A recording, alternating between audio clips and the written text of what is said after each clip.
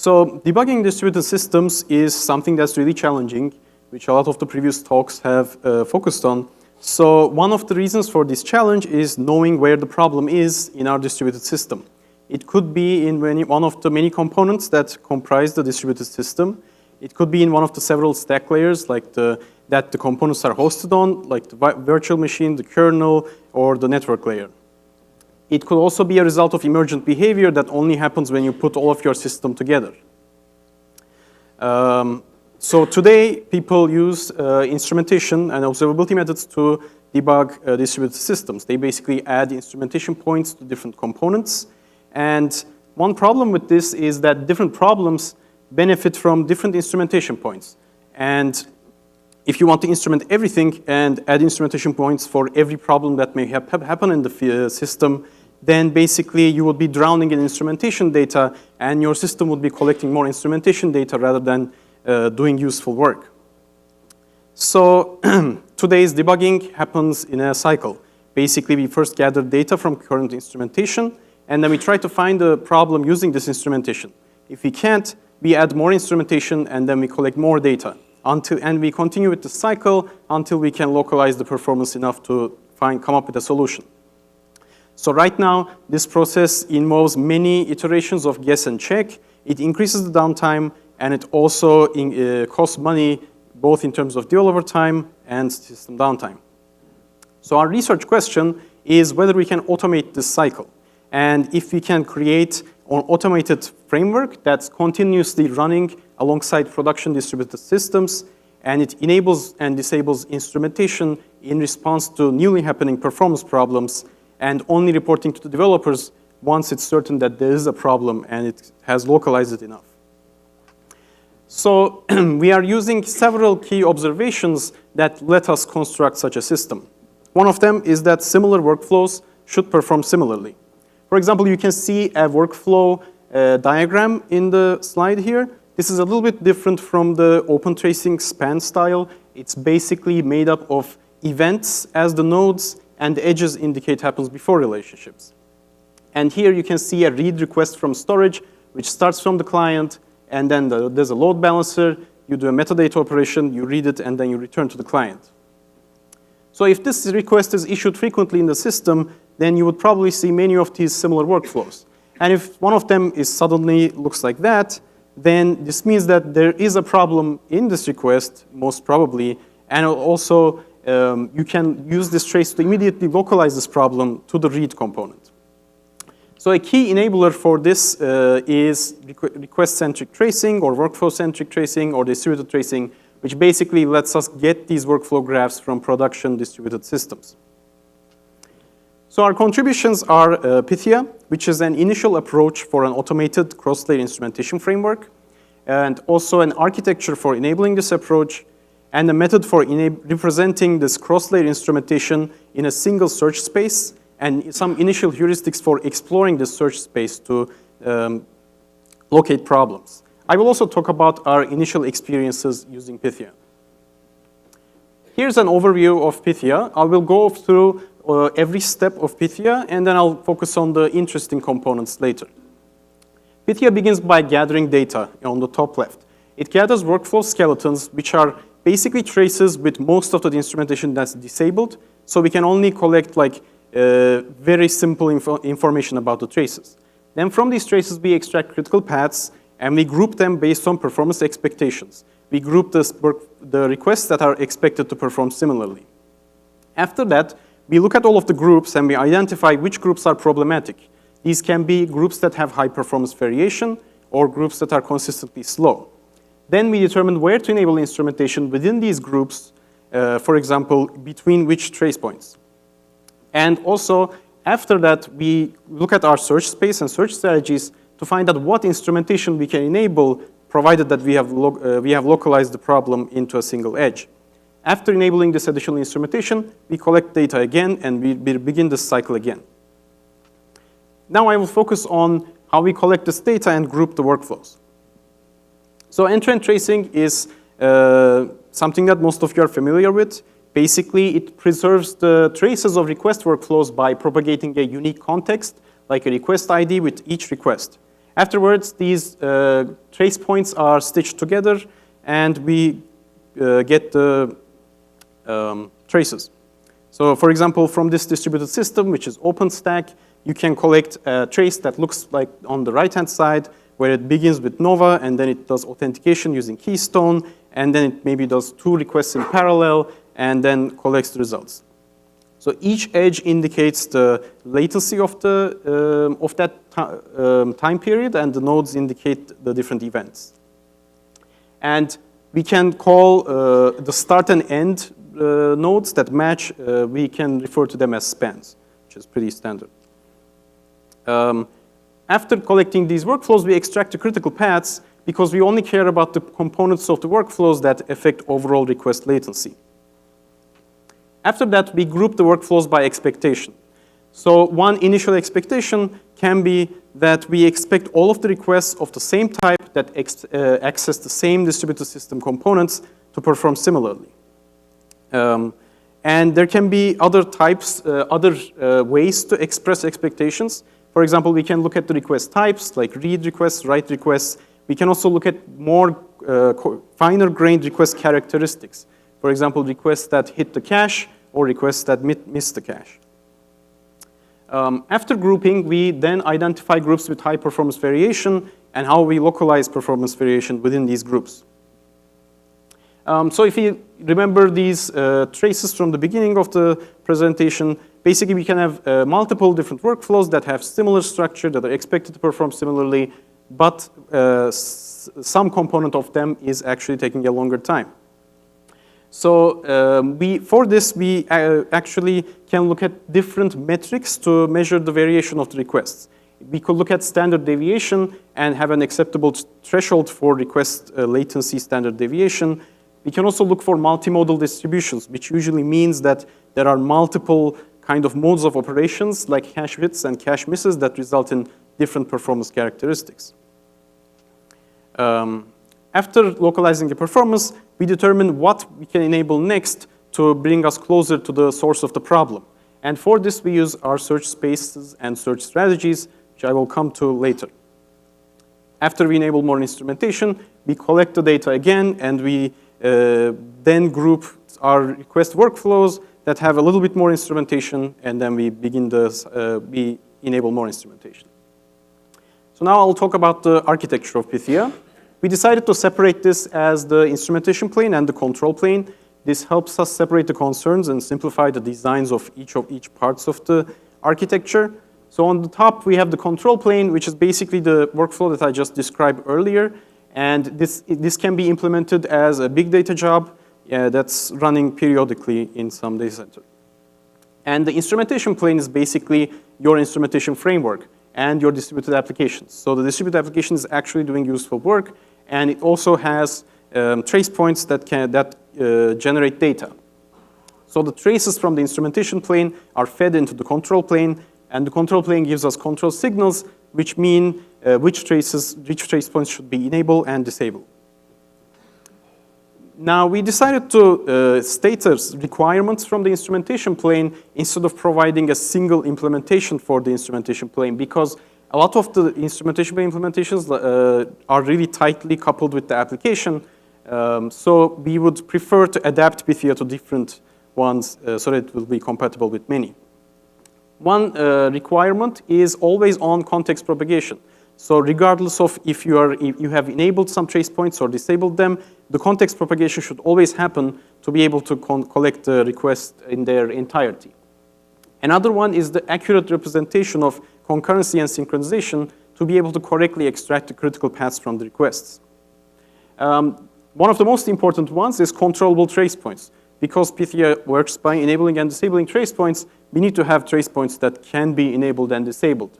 Now, this is currently not supported or not supplied by many of the instrumentation frameworks like Jaeger or OpenTelemetry-based ones, but we have actually implemented it for OpenStack's tracing infrastructure, and it took us only 80 lines of Python, so it's not impossible to implement. And we also need fast trace reconstruction for Pythia to be able to quickly respond to ongoing performance problems. Now I'll talk about the search space. The search space is basically a manifest of all of the instrumentation that Pythia can control.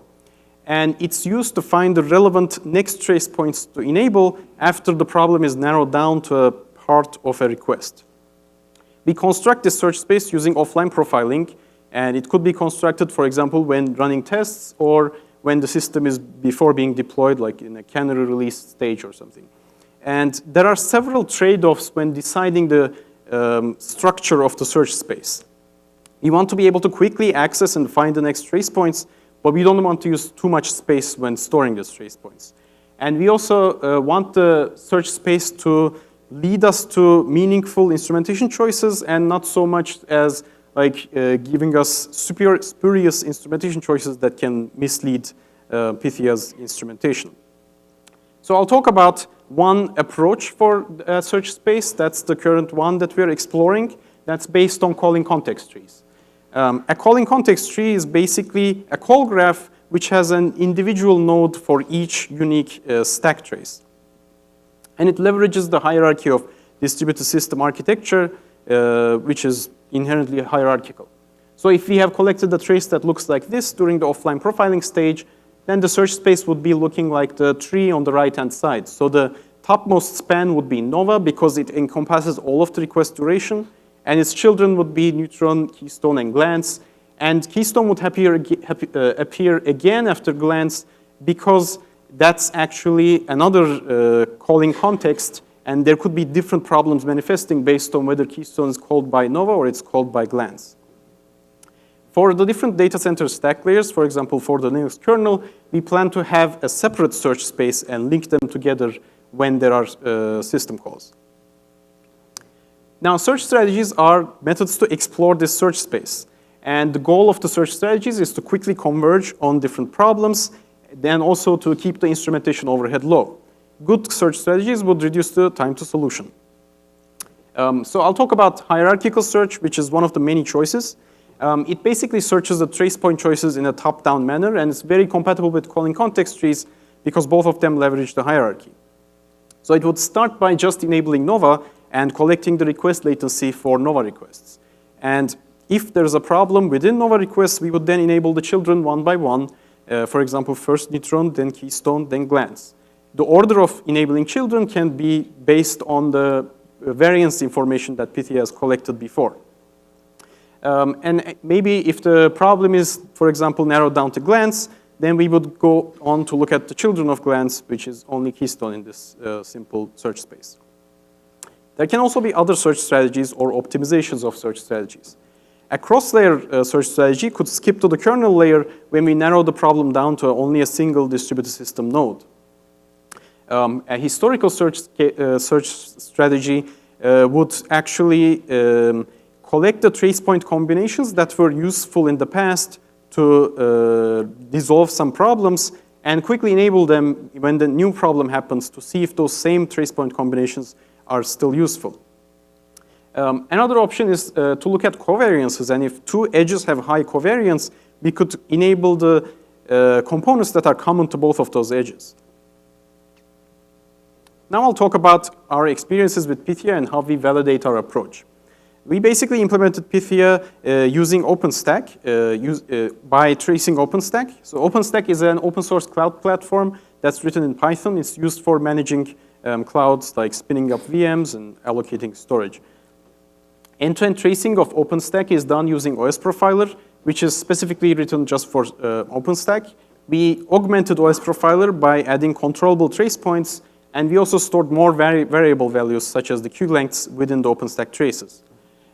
We run our experiments on the Massachusetts Open Cloud, and we have a synthetic workload that's composed of 9 different request types that creates, deletes, and lists via virtual machines floating IPs and volumes.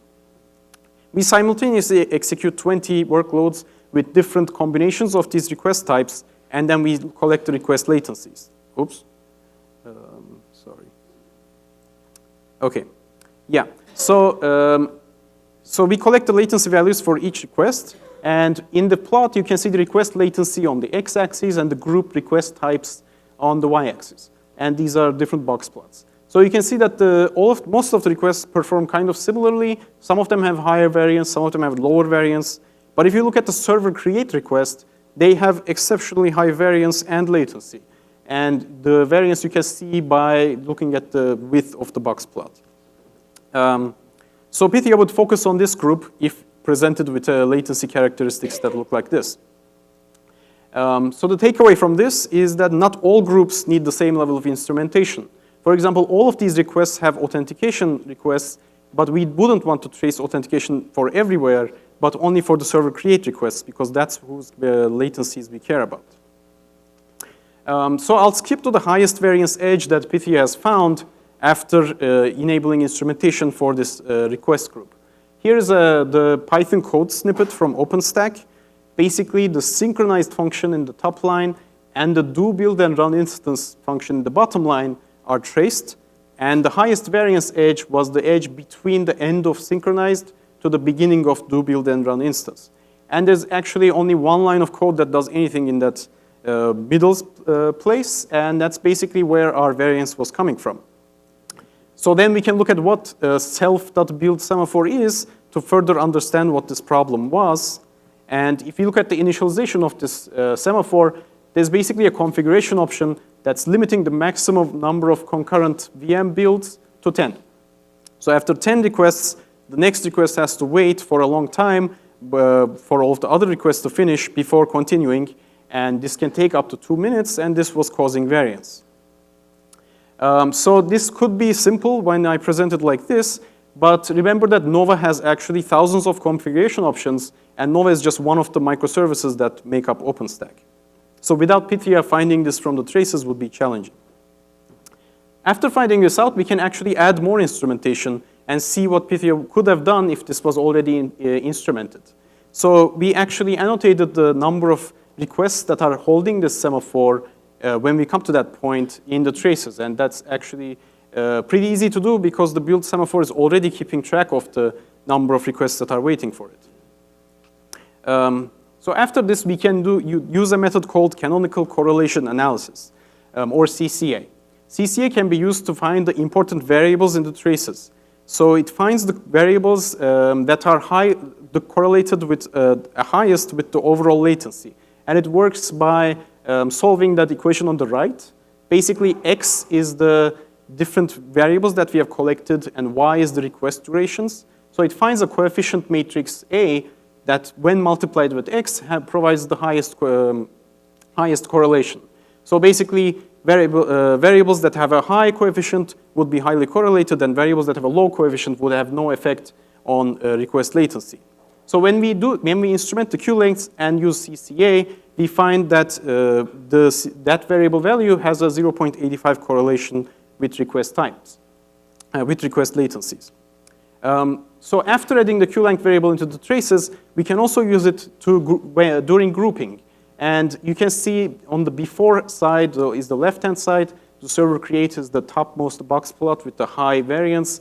And on the right-hand side, it's actually splits into 3 different groups with very small variance because they are just based on different queue lengths. So if there's nobody waiting for the semaphore when we arrive, then we get the 3rd box plot.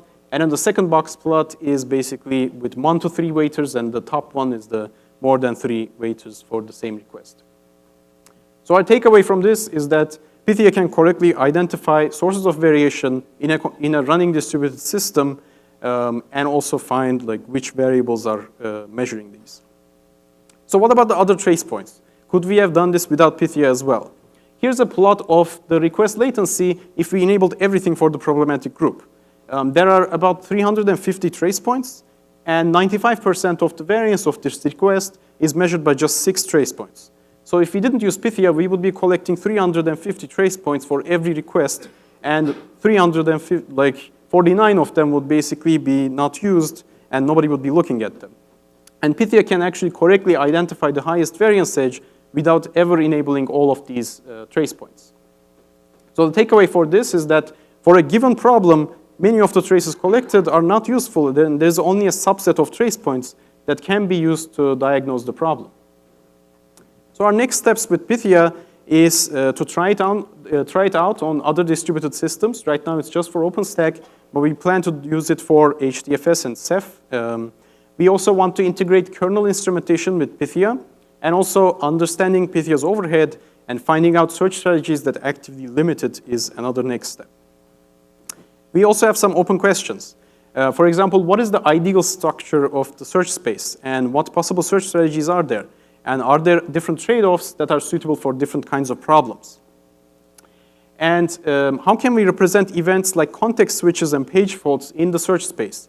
Because the search space relies on the structure of the traces, for something like a context switch, which can happen anywhere in the request, we can't really place it in our calling context tree. But things like context switches and garbage collections can cause performance problems, so it would be useful if Pythia can actually explore those instrumentation choices as well. Another question is how we can formulate and choose an instrumentation budget that would keep Pythia's tracing overhead low. Another open question is how granular the performance expectations should be. Does the developer have to specify just request types, or do we have to take into account other behavior like cache hits and cache misses? So in conclusion, it's very difficult to debug distributed systems, and if we automate instrumentation choice, this is a promising solution to overcome this difficulty. If you're interested about this more, you can look at our SOCC 19 paper. This is going to be like this week, later this week, or it's already on the website. Yeah, so if you have any questions, I'm happy to hear them.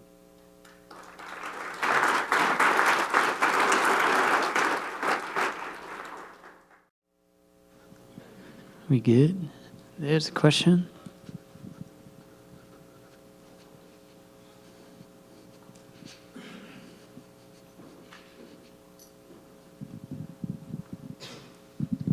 Hi, thanks for the talk. So do you understand correctly that instrumentation is enabled as a global state for the whole architecture, right? So it's not per request basis? We actually implemented per request type enabling. So we collect the request type at the client and put it in the request context. And in the request, we can check it and see if it's enabled for that request type or not. Okay.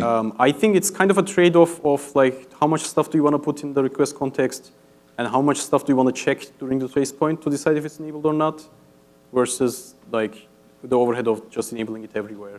Okay, thanks. Thanks. I have a question. When you're doing sort of anomaly detection and stuff, you're looking for certain like data patterns, right? Like bimodal distributions and things like that that are triggering the change in the data collection patterns that you're doing. Yeah.